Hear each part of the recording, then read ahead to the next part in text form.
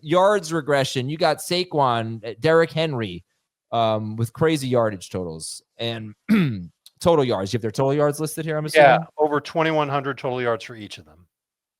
Yeah, and almost 2,300 for Barkley. Aaron Jones, 1,546 total yards. Yeah.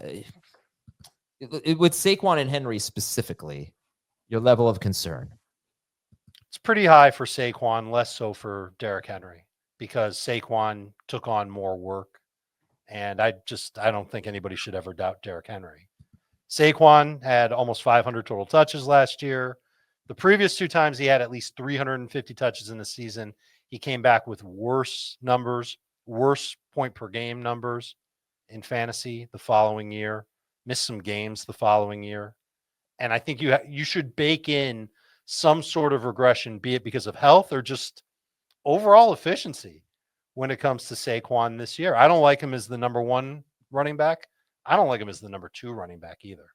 I think if I can get him middle of round 1 as the 3rd best running back in fantasy, I'll do it.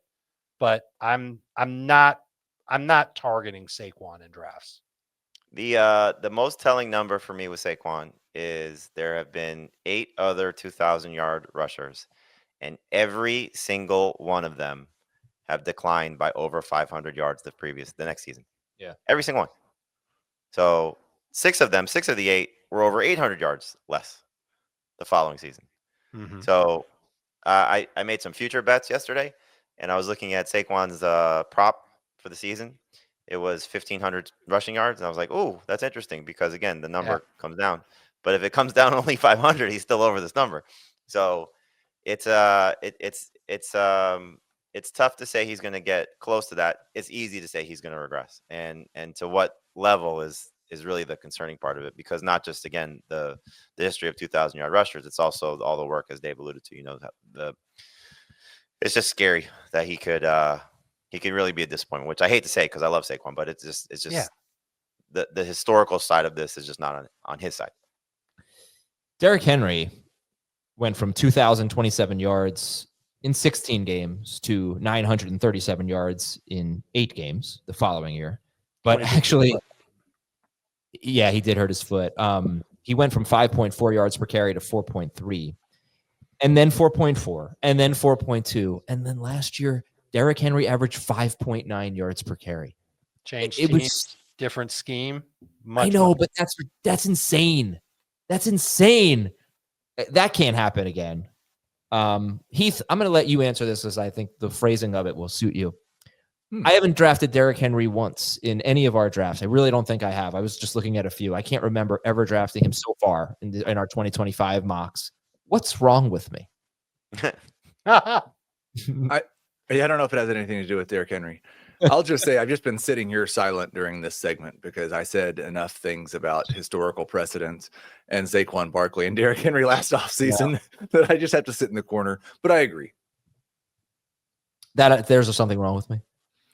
Well, it sounds like what's the common denominator between losing to Dan in tennis and being the worst softball player in the league and not being able to beat a kid's video game? I think that what's wrong with you is probably something related to coordination or dexterity. Okay, softball I'm terrible. Tennis I'm better. I'm really good at Punch Out. Like beating Super Macho Man is not easy. I'll tell you that. You have to you know what I'm talking about. That will come back to haunt you, though. Yeah, Schaefer, please make a GIF of that. GIF. You got your wish, though. We're back to making fun of you. Yeah, I think I set myself up pretty well in this show. GIF, whatever. Listen, Adam, you're picking 10th overall in the fantasy draft. Yeah. You get the receiver of your choice in round 1. Yeah. Derrick Henry's there in round 2. Are you taking him? It's funny you mentioned that, because in a league where I had the 9th overall pick, I took Nico Collins, my receiver of choice. And then when I was up again with the 4th pick of round 2, Derrick Henry was already off the board. Now, you took him. If he had been on the board, I would have taken Brian Thomas Jr. over him, and that's probably it. Maybe A.J. Brown. Once A.J. Brown's off the board, we're talking Drake London, Bucky Irving, Jonathan Taylor. I'm definitely taking Henry over those guys. But I think I would probably need to have pick 10, 11, or 12 for me to end up with Derrick Henry. Because that I would take him in the second round with one of those first 3 picks. I think his average draft position is going to be round 1, though. It maybe. PPR? 14.5 right now.